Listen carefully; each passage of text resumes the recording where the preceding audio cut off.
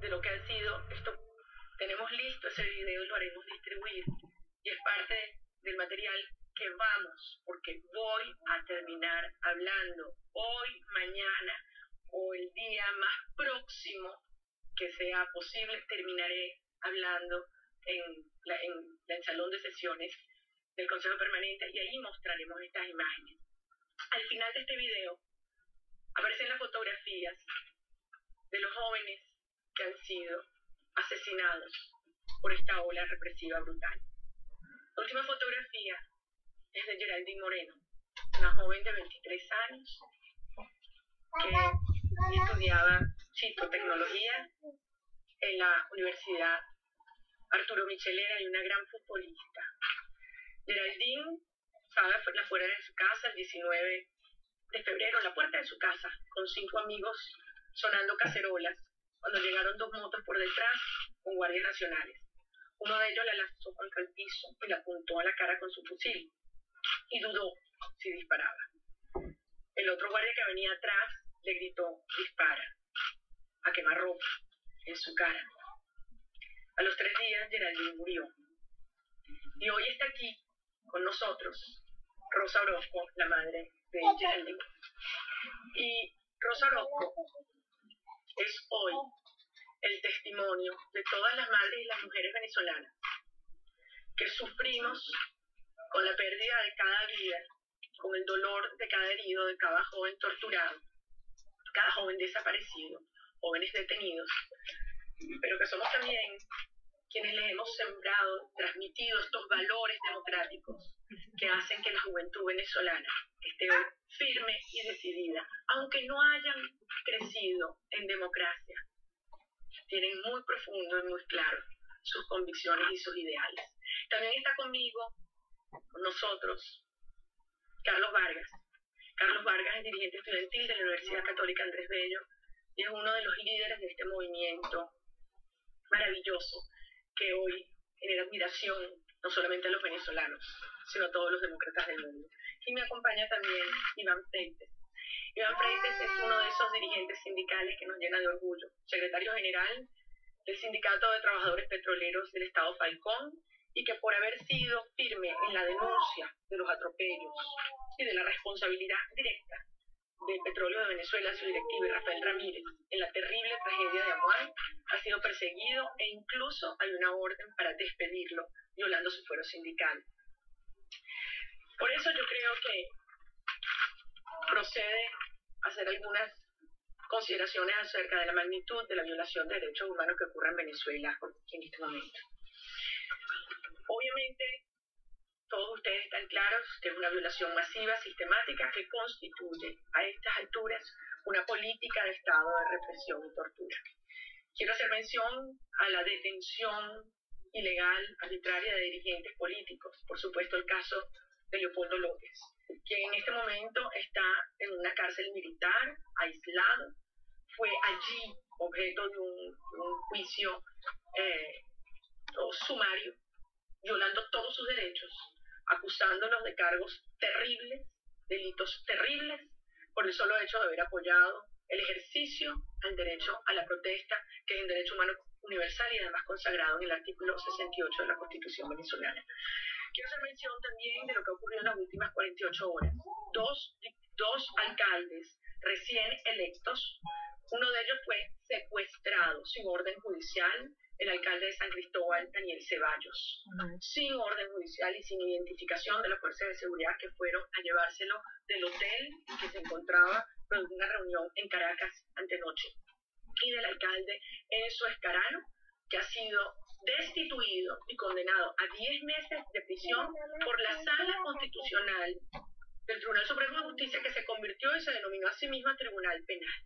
Sin juicio, sin haber tenido juicio y derecho a la defensa, fue destituido y enviado junto con el alcalde Ceballos también a la cárcel militar de Miraflores. Obviamente, estas prácticas están siendo, mientras hablamos, ampliadas y amenazadas muchos otros dirigentes políticos venezolanos. Se está en estos días y con las detenciones de ayer superado las 1.700 detenciones, más de 500 heridos en Venezuela, 34 personas asesinadas y hay hasta este momento 59 denuncias de tortura. Pero yo quiero aquí hacer una mención. Estos jóvenes que han sido torturados y que lo han denunciado, señor embajador, lo han hecho en cuarteles militares o sedes de la policía política, donde se han constituido fiscalías y tribunales. ¿Ustedes se imaginan lo que significa denunciar una tortura en frente de tus agresores? Allí, así. Este es el grado de valentía y firmeza que estos jóvenes han tenido. Los niveles de tortura que hemos visto incluyen torturas muy, muy graves. Jóvenes rociados con gasolina, jóvenes que han sido objeto de descargas eléctricas. Este es un joven que ha denunciado una violación. Juan Manuel Carrasco, por cierto. Entre las prácticas violatorias de derechos humanos, yo quiero hacer especial mención a lo que están haciendo bandas paramilitares en zonas populares de Venezuela. Por ejemplo, un lugar emblemático, el 23 de enero, solo a 2-3 kilómetros de Miraflores. Si ustedes recorren esas calles, se darían cuenta cómo hay algunas viviendas que están siendo marcadas con pintura. Estas bandas criminales marcan las casas de las familias que han protestado para estigmatizarlas y para ponerlas en riesgo y desde luego para que no lo vuelvan a hacer. Disparan a los balcones y a las ventanas donde escuchan voces de protesta. Esto está ocurriendo en muchas de nuestras zonas populares. Y obviamente quiero hacer mención a lo que significan saqueos inducidos, promovidos por las propias fuerzas policiales o bajo su tolerancia y la desaparición forzada de personas.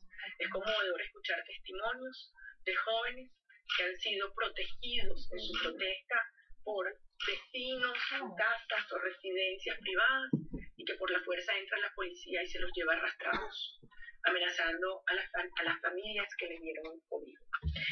No le mención a porque yo decía que esto es una política de Estado. Esta represión y tortura es política de Estado. Y no me voy a extender, pero simplemente vamos a hacer mención a lo que ha sido el comportamiento de los distintos órganos del poder público. Una fiscal general que no solamente ha negado la existencia de estas torturas, pero que se ha burlado de alguno de estos testimonios, como es el caso del joven Carrasco.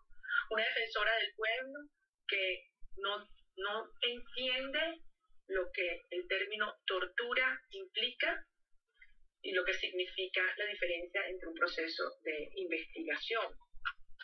Una Guardia Nacional que, violando el artículo 68, utiliza gases tóxicos y uso desproporcionado de la fuerza para reprimir una protesta ciudadana, y unos medios de comunicación públicos que son utilizados como el principal vía de instigación a la violencia y al ataque.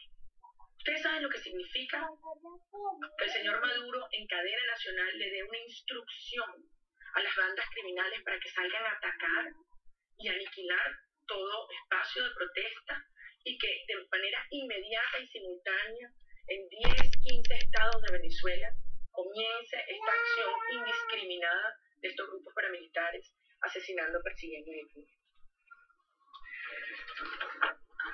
Quiero hacer una breve referencia a la Carta Democrática Interamericana, porque no solamente se trata de la violación de los derechos humanos, que claramente está contemplado en su artículo 3 como uno de los elementos esenciales de la democracia, pero también se refiere a la separación de poderes, al Estado de Derecho y al pluralismo. Separación de poderes, cuando el señor Maduro ordena que se detengan determinados alcaldes que sean puestos presos y ya llevan 2 de 5, o cuando ordena que se le quite la inmunidad parlamentaria a una diputada. Separación de poderes, cuando vemos cómo los tribunales, acatando órdenes inmediatas, se constituyen en los principales acusadores de nuestros jóvenes. Pluralismo político, cuando sabemos que hay sedes de partidos políticos que están siendo allanadas en estas horas y criminalizando la disidencia de todo el que se atreve a alertar sobre la situación de la democracia en el país. Desde luego no puedo dejar de mencionar el tema de la libertad de expresión aquí frente a ustedes. Ustedes conocen bien lo que significa el ejercicio del periodismo hoy en día en Venezuela. Ser periodista es prácticamente hoy un acto de heroísmo. el periodismo de verdad, el que dice la verdad, pero tiene altos costos. Y si no, bien ya más de 200 periodistas que han sido perseguidos o heridos en estas últimas 7 semanas. Y lo que le ha ocurrido también a los corresponsales extranjeros, quienes hasta ahora pues sentíamos que tenían alguna protección. Pero ya que han acabado con la libertad por la vía de la censura y la autocensura en los televisores y las radios, la gente no sabe. Esto que yo les estoy diciendo en tiempo real, los venezolanos no nos enteramos. Cuando nos enteramos es o por ustedes, los medios internacionales, o por las redes sociales. Y ahora viene contra la prensa. No solamente asfixiando el suministro de dólares para poder tener acceso al papel, sino también el cambio brutal en líneas editoriales. Y yo no tengo que mencionar aquí, ustedes saben lo que han sido las sublevaciones en las salas de redacción de 2 principales medios de comunicación impresa en estos últimos días. Desde luego, tengo que hacer una mención al tema de la fuerza. When you only have one hand, you're not doing anything as fast as you. Además, una transferencia de alrededor de 12.000 millones de dólares al año que necesitamos los venezolanos terriblemente para los grandes problemas de la vida de nuestros ciudadanos, que son transferidas a Cuba y que son indispensables para que este régimen pueda subsistir. Pero todo esto que había estado operando, sí, agravándose en los últimos meses, pero operando, había sido hasta cierto punto silenciado por el régimen venezolano. Hasta que nuestros jóvenes llamaron a los venezolanos a la calle y le arrebatamos la careta al señor Maduro. Y hoy el mundo reconoce al régimen venezolano como lo que es, una dictadura. ¿Cómo se llama un régimen que persigue? ¿Cómo se llama un régimen que reprime, que tortura, que censura y que asesina manifestantes en la calle? Hay que llamar las cosas por su nombre. Y en Venezuela hay una dictadura. Por eso, aunque sabemos que algunos de los gobiernos que estaban allí, los representantes de los gobiernos que estaban allí sentados hoy, con quienes volveré a reunirme esta tarde, gracias a esta generosa y valiente apoyo del gobierno de Panamá, muchos han estado muy cerca de ellos y simpatizando con ellos durante años. Pero aquí, hoy, se ha cruzado una línea roja. Y esto es insostenible. Que un gobierno que se dice democrático y que represente a la soberanía popular de una nación que cree que defiende la democracia, continúe avalando y apoyando a un régimen capaz de arremeter y reprimir con esta brutalidad, esta crueldad al pueblo de Venezuela. Por eso yo también quiero dirigirme a algunos jefes de Estado que sabemos que en su juventud sufrieron en carne propia los rigores y los ataques de dictaduras brutales. A la presidenta Rousseff, que cuando era solo Dilma, fue objeto de tortura en un régimen militar. A la presidenta Bachelet, que cuando decían a Michelle, fue detenida junto a su madre por un régimen militar. A ellas, mujeres, que entiendan, que nos digan si realmente aún esa rebeldía y ese amor de juventud como el que sienten estos jóvenes es capaz de conmoverlas para solidarizarse con estas mujeres.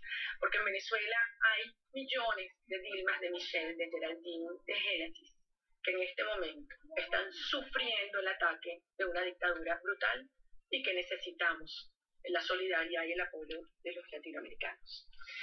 Por eso quiero hacer una breve precisión acerca de lo que venimos a plantear hoy y pedirle, y lo haré esta tarde, a este Consejo Permanente de la Organización de Estados Americanos. Cuando la Carta Democrática Interamericana fue firmada por los países de la OEA el 11 de septiembre del 2001, estos países, estos estados, asumieron un compromiso colectivo de defensa de la democracia. A partir de entonces ya la democracia no es una decisión libre de un otro país. Hay la responsabilidad colectiva, común, interamericana de promover y defender la democracia y el derecho de los pueblos a vivir en democracia. Esto es un gran triunfo de las Américas. Hay algunos que apelan a la no injerencia, a los efectos de impedir que hayan denuncias, que hayan mensajes de apoyo y que hayan límites a los excesos de las dictaduras. Por eso es exactamente lo que hicieron las dictaduras del siglo XX, apelar a esa no injerencia para poder continuar reprimiendo y permaneciendo en el poder. La Carta Democrática Interamericana es un instrumento que se invoca para prevenir o corregir la alteración del orden democrático o restaurarlo cuando se interrumpe. En Venezuela se ha alterado dramáticamente el orden democrático. Por eso, queremos decir, frente a una actuación en la cual la Comisión Interamericana de Derechos Humanos y todo el sistema de protección ha hecho su trabajo, y toda esta información año tras año se informa, es la hora que los órganos políticos de la OEA hagan el suyo también y cumplan su deber. Nosotros no estamos pidiendo un favor, nosotros estamos exigiendo que cumplan su deber. Y por eso queremos pedir 3 cosas concretas, amparados en la Carta Democrática Interamericana. La primera, la aplicación de la Carta Democrática Interamericana y que se convoque una reunión del Consejo Permanente y de cancilleres para conocer a fondo la crisis democrática en Venezuela. Segundo, una resolución de la OEA condenando la existencia de presos políticos, pidiendo el cese de la represión de manera inmediata y, por supuesto, el derecho a la libertad de expresión, a la protesta y a la huelga. Y finalmente, creemos que debe ser una misión de la Organización de Estados Americanos, una misión de observación política, la que vaya a Venezuela, integrada por demócratas de incuestionable trayectoria, como sería el caso del expresidente de Costa Rica y Premio Nobel de la Paz, Oscar. Para terminar, yo quiero pedirles a ustedes que escuchen a las madres de Venezuela, que escuchen a los jóvenes venezolanos, que escuchen a los presos. Yo quiero dejar muy claro que esta lucha que estamos dando es una lucha de valores y de prácticas. Es de la esperanza contra el miedo. Es una lucha de la dignidad contra la humillación. Es una lucha de la libertad contra la sumisión. Y cuando es cuestión de libertad, la indiferencia es complicidad. Cuando es cuestión de libertad, la indiferencia es complicidad. Yo en mi caso no sé cuál es mi destino al regreso a Venezuela. Todos ustedes pueden estar al tanto de una información que surgió esta mañana en algunos medios de comunicación por parte de uno de los miembros de la directiva de la Asamblea Nacional Venezolana, donde me advierte o me amenaza, si ustedes quieran, de que tan pronto yo llegue a Venezuela ya la inmunidad parlamentaria ya habrá sido allanada. Esto obviamente es violando la Constitución, ya que como todos ustedes saben, yo tengo derecho a un antejuicio de mérito ante la Sala Plena del Tribunal Supremo de Justicia por mi condición de diputada de la Asamblea Nacional. Por lo tanto, no sé cuál va a ser mi destino al regresar a Venezuela. Lo que sí sé es cuál es mi tarea. Y es la tarea de Rosa, la tarea de Carlos, la tarea de Iván, la tarea de millones de venezolanos que estamos en la calle, que somos parte del movimiento cívico, pacífico y ciudadano más profundo, amplio de la historia de nuestro país. Un movimiento irreversible que no tiene vuelta atrás y que va a conquistar la democracia y la libertad para Venezuela y para toda la región. Termino dándoles nuevamente las gracias, señor embajador. Es un honor estar a su lado y transmítanle al pueblo de Panamá el agradecimiento eterno de los venezolanos. Vamos a triunfar y vamos a luchar hasta conquistar la democracia y la libertad. Muchísimas gracias.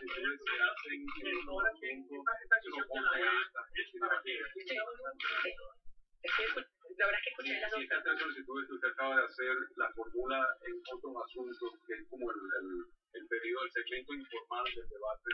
Esas solicitudes no tienen validez. ¿Cuál es el estatus de esas solicitudes, aunque las hagan en otros asuntos? En otros asuntos no se toman decisiones, pero sí queda constancia y nosotros, ¿cómo dice? En otros asuntos no se toman decisiones, pero sí nosotros vamos a pedir que quede constancia en acta de las palabras de la diputada y particularmente de las solicitudes que ella estaría haciendo a la OEA. ¿Tú buscas aquí por esta misión un diálogo con Maduro o verdaderamente eliminar a Maduro? Nosotros buscamos una transición a la democracia y a la libertad, que es el derecho que tiene el pueblo de Venezuela, que está consagrado en nuestra Constitución y en la Carta Democrática Interamericana. Esta es una organización de estados americanos, no es un club de presidentes. Yo estoy aquí, además soy parte de uno de los órganos del Estado de Venezuela y estoy hablando en nombre de los venezolanos. Muchas personas y muchos gobiernos han llamado al diálogo entre la oposición y el oficialismo y han propuesto unas mediaciones, entre ellas, por ejemplo, dijo Estados Unidos que Colombia podría ser un mediador. ¿Usted al calificar como de dictadura al gobierno de Maduro está cerrando el camino para un diálogo?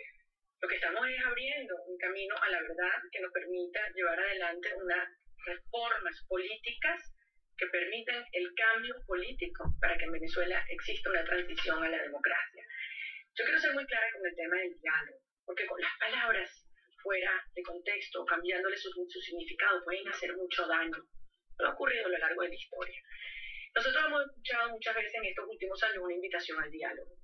Y además, no es solo el caso de Venezuela, también lo relataba el embajador de Panamá. ¿Cuántas veces en el periodo de la dictadura fueron convocados los sectores democráticos a dialogar? ¿Qué ha ocurrido en el pasado cuando se ha actuado de buena fe de las fuerzas democráticas? Se ha desarticulado los planteamientos de protesta o los movimientos de protesta, se ha buscado legitimar frente a la comunidad internacional al régimen y ganar tiempo para impedir que estos cambios políticos se den. Por eso nosotros, voy a repetir aquí lo que han dicho, los estudiantes, la iglesia, los trabajadores venezolanos y desde luego los sectores políticos de la unidad democrática. Queremos un diálogo genuino, cuyo fin sea reformas políticas para lograr la transición a la democracia. No vamos a aceptar un nuevo engaño. Por eso exigimos evidencias de que ese es el objetivo, la transición a la democracia. ¿Qué estamos pidiendo? Señores, en primer lugar, que cese la represión. Ustedes saben lo que está pasando en Venezuela hoy mientras estamos hablando. Mientras estamos hablando, no hace 2 semanas, cuando hubo aquí una discusión, el 6 o el 7. Hoy, anoche, ¿saben lo que ocurrió ayer en la Universidad Central de Venezuela? ¿Saben lo que ocurrió en Rubio, Estado Táchira? ¿Saben lo que está ocurriendo en San Diego? ¿Saben? Entonces nos están diciendo que vayamos a dialogar mientras siguen asesinando a nuestros jóvenes, mientras siguen operando las bandas criminales, mientras siguen persiguiendo a tus colegas periodistas para que esto que yo les estoy diciendo no se sepa. ¿Creen ustedes que entonces hay voluntad de diálogo? ¿Qué pedimos? Que cese la represión, que desarticulen las bandas. My mother and my grandmother are very old-fashioned. El comportamiento de UNASUR. Gracias. ¿Usted primero o yo primero? Bueno, hace 7 semanas era imposible pensar que podría haber habido una reunión del Consejo Permanente para discutir el caso venezolano. Y cuando hubo la aprobación de esa resolución el pasado 7 de marzo, probablemente muchos pensaron que este tema no se volvería a discutir aquí. Y aquí estamos, Carlos. Y primero fueron 3, pero hoy hubo 12 países que no estuvieron a favor de la exclusión de este tema. De modo que yo quiero decirles, los venezolanos sabemos que el trabajo de la recuperación de la democracia y libertad es nuestro, y estamos haciendo nuestra tarea. Pero sabemos que tenemos mucha solidaridad y mucho apoyo. Algunos no se atreven a decirlo todavía, pero yo quiero asegurarles que el pueblo de Venezuela se va a escuchar allí en ese Consejo Permanente. Y va a llegar el día donde tendremos una votación mayoritaria a favor. Y les auguro que ese día no está muy lejos. No, ya se le contestó. Sobre las instituciones de la prensa, sobre el banco, una valoración suya sobre primero la discusión de nuestro canal y luego la situación de la prensa en general. Los periódicos están prácticamente detenidos porque no hay papel, no hay divisas para comprarlos. Prácticamente se están cerrando todos los espacios. Usted señalaba también, ha habido acoso contra colegas, también de otros medios internacionales. Me gustaría una valoración suya sobre eso. Yo creo que ustedes conocen, bueno, desde luego, NTN24 lo vivió en carne propia. Preguntémonos por qué, de una manera irreflexiva, arbitraria y automática, el señor Maduro decide un día sacar un medio de comunicación internacional de la pantalla venezolana.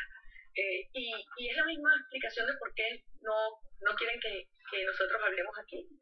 Es porque le tienen terror a la verdad.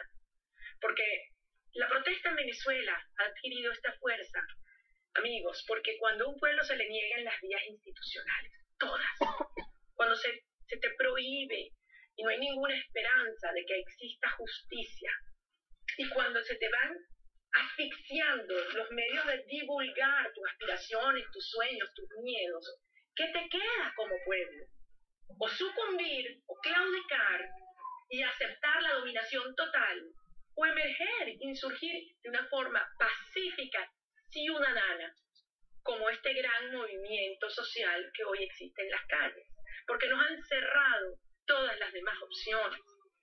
Por eso es que este movimiento no lo van a detener. Nosotros no tenemos duda de que estos son instrucciones que vienen desde La Habana, la instrucción de reprimir brutalmente, la cárcel de Leopoldo, la decisión de encarcelarme a mí. Ahora, se equivoca el régimen cubano si cree que con esta represión va a lograr callar y hacer claudicar.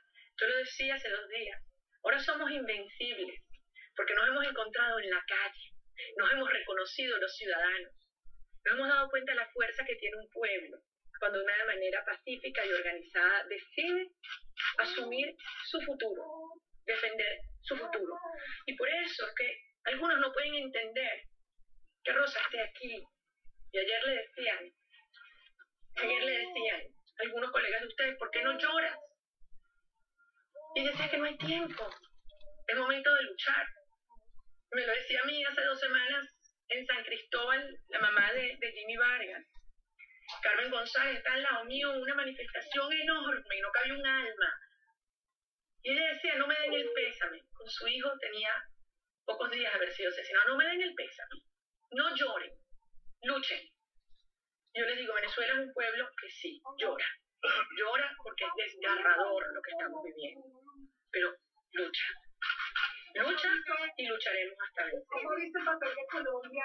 Palabras de la diputada opositora venezolana María Corina Machado, quien se dirige a medios internacionales en Washington, D.C., en las instalaciones de la Organización de Estados Americanos. Algunos de los puntos claves que hizo durante esta participación fue, bueno, número 1, estuvo hablando sobre, dice ella, 1.700 detenciones, 500 heridos y 34 asesinatos en Venezuela en lo que va de las protestas que iniciaron a principios de febrero. También palabras muy duras contra el gobierno de Venezuela. Dice María Corina Machado, hoy el mundo reconoce al régimen venezolano como lo que es una dictadura bajo el poder del régimen cubano. También hablaba a María Corina Machado de un llamamiento que le está haciendo a los diferentes países que componen la América Latina y decía, cuando es cuestión de libertad, la indiferencia es complicidad. Y finalmente, en una pregunta que le hacía a un periodista sobre estos ofrecimientos que ha habido de parte del presidente Nicolás Maduro para iniciar el diálogo, su respuesta es que ella necesita primero ver lo que califica como un diálogo genuino para la transición a la democracia. Esta es la participación de María Corina Machado en la sede de la OEA en Washington. Yo soy Rafael Romo. Vamos a regresar ahora con nuestra programación habitual de CNN en español. Más tarde un informe más completo en nuestro mundo sobre esta visita que le hace la diputada opositora venezolana a Estados Unidos.